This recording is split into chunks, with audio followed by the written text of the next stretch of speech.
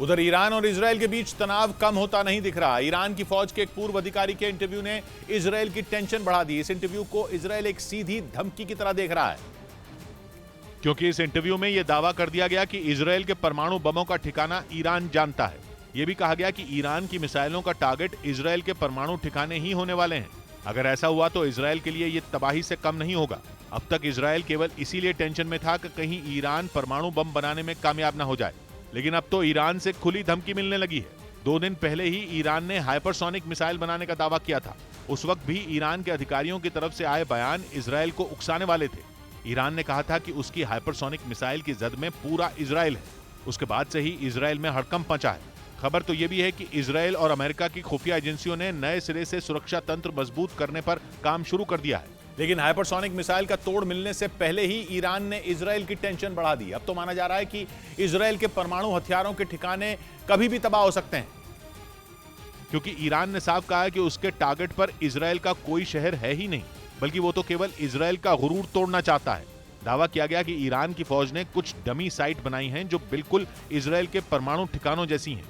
उन जगहों पर मिसाइलें दागकर सटीक निशाना लगाने की प्रैक्टिस की जा रही है। मतलब यह कि ईरान एक बहुत बड़ा हमला करने के करीब है। इतना करीब है कि हमले को कभी भी अंजाम दिया जा सकता है। पिछले करीब 15 दिन में ईरान कई बार इजरायल को हमले की धमकी दे चुका है। यहां तक कि हिजाब आंदोलन से दूर रहने के लिए अमेरिका और इजरायल दोनों को वो चेतावनी दे चुका है। लेकिन ईरान ने अगर इजरायल के परमाणु ठिकाने तबाह किए तो जंग तय हो जाएगी। उधर रूस से यूरोप तक गैस पहुंचाने वाली नॉर्थ स्ट्रीम पाइपलाइनों से हुई लीकेज पर स्वीडन ने सनसनीखेज दावा किया। उसने कहा कि उसे लीक वाली जगहों पर बारूद के सबूत मिले। पिछले महीने भी स्वीडन ने दावा किया था कि पाइपलाइनों से लीक हुई गैस कोई हादसा नहीं था, बल्कि उनमें जानबूझकर बम धमाके किए गए थे। और अब स्वीडन ने कह दिया कि उसे गैस रिसाव वाली जगहों से विस्फोटक के सबूत भी मिले हैं। यानी नॉर्थ स्ट्रीम पाइपलाइनों से गैस का रिसना कोई हादसा नहीं, बल्कि यूरोप को गैस धमाके में उड़ाने की साजिश थी। रूस से गैस लेकर नॉर्थ स्ट्रीम और नॉर्थ स्ट्रीम 2 2 पाइपलाइनें बाल्टिक सागर से होते हुए जर्मनी जाती हैं, जिनमें सितंबर में स्वीडन और डेनमार्क के इलाके में 2-2 लीक हुए थे। इससे ऐसा हड़कंप मचा कि स्वीडन और डेनमार्क ने जांच बैठा दी।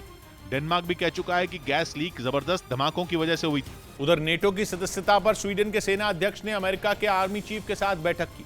दोनों की मुलाकात पेंटागन में हुई, जहां उन्होंने नेटो में शामिल होने की प्रक्रिया और सुरक्षा मुद्दों पर बात की। इससे पहले मई में स्वीडन और फिनलैंड ने नेटो में शामिल होने के लिए प्रक्रिया शुरू की थी, लेकिन तुर्की के अड़ंगे की वजह से अब तक बात नहीं बन पाई है। इस बीच ड्रग तस्करी के आरोप में रूस में कैद अमेरिकी महिला बास्केटबॉल खिलाड़ी की लोकेशन का पता चल गया। खबर है कि वो रूस की एक जेल में अपनी सजा काट रही हैं, जिसकी जानकारी उनके वकील ने दी। रूस की अदालत ने अमेरिकी खिलाड़ी ब्रिटनी ग्राइनर को ड्रग तस्करी के जुर्म में 9 साल की सजा सुनाई है, जिनको छुड़ाने में अमेरिका जुटा हुआ है। पिछले दिनों ऐसी खबरें थी कि उनकी लोकेशन का पता नहीं चल पा रहा है।